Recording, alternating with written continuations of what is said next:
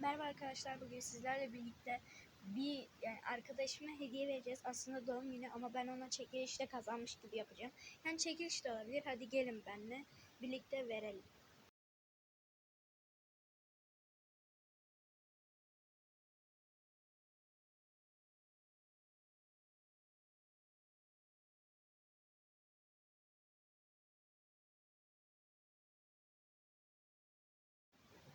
Burada vereceğim, gün ışığı ayıcı. Ben çekiliş yapıyordum, bu kazanmış istedim. Yani bu da katılıyordu.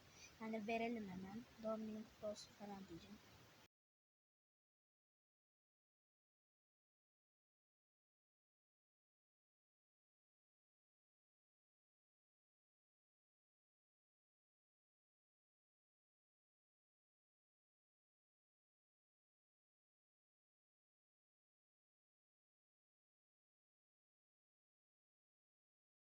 Video bu kadardı arkadaşlar. Görüşürüz. Kendinize iyi bakın. Bay bay.